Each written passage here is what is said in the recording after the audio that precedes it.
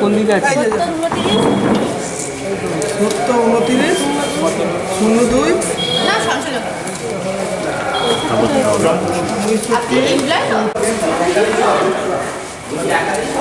হ্যাঁ এই চিপটা নিয়ে নিন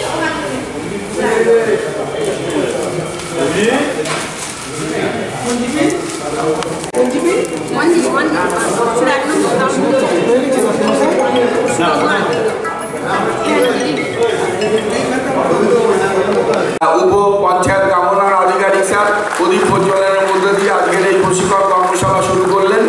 আমরা সরাসরি প্রশিক্ষণে যাওয়ার আগে আমরা স্যারকে অনুরোধ করব, প্রশিক্ষণ প্রদীপ প্রজ্বলনের মাধ্যমে শুরু করলেন মাননীয় ডেপুটি ডিপিআরডিও স্যার এবং অন্যান্য আমাদের যারা মাস্টার ট্রেনার আছেন তারা প্রদীপ প্রজ্বলন করলেন।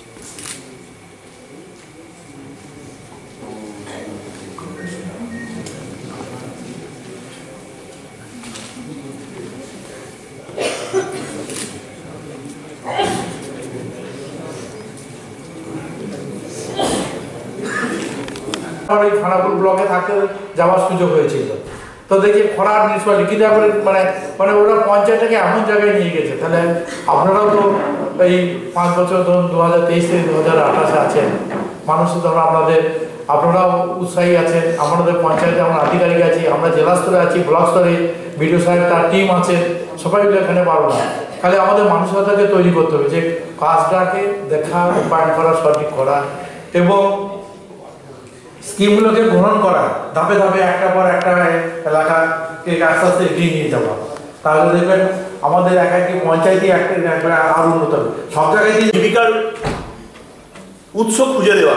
এখানে দেখাচ্ছে যে আপনারা যে ছবি দেখেই বুঝতে পারছেন যে স্বনির্ভর দলের মহিলারা কিছু নিজেদের প্রোডাক্ট বানিয়েছে, তারা সেগুলো বিক্রি করার জন্য একটা দোকান পেয়েছে।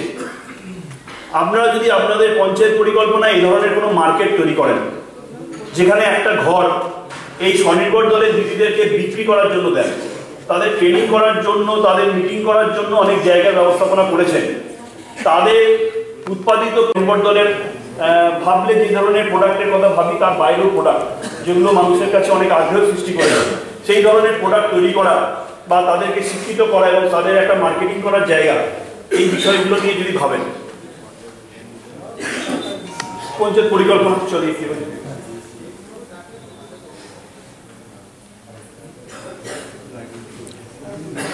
একই বিষয় বারে বারে বিভিন্ন মিটিং, ট্রেনিং এই বিষয়। আচ্ছা, তারপরে যেটা আপনারা দেখতে পাচ্ছেন সৌরশক্তি ব্যবহার করে কিভাবে করা হয়েছে। আচ্ছা, গ্রাম পঞ্চায়েতের ভূমিকা আমরা কি করব, গ্রাম পঞ্চায়েতের ভূমিকা কি থাকবে? গ্রাম পঞ্চায়েতের ভূমিকা যেটা থাকবে সেটা হচ্ছে স্থায়ীভাবে জৈব চাষ, পুকুর ও জলাশয়গুলিতে মাছ চাষে উৎসাহিত করতে পারি, স্থায়ী ও কার্যকরী কমিটিগুলিকে আরো শক্তিশালী করতে পারি, আর প্রাকৃতিক সম্পদের সংরক্ষণ করতে পারি। আর जो ग्रामीणों से टैक्स वसूलते हैं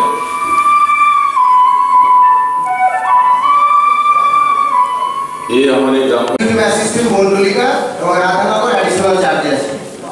আমি আপনার গ্রাম পঞ্চায়েতের সচিব হিসেবে কাজ করেছিলাম, 25 বছরের সচিব, 7 বছরের 31 বছর কর্মজীবন। প্রত্যেক ট্রেনারকে আমি 19 জেলায় আমাদের ট্রেনিং আমি এক্সপ্লেন বলে করছি। ধন্যবাদ।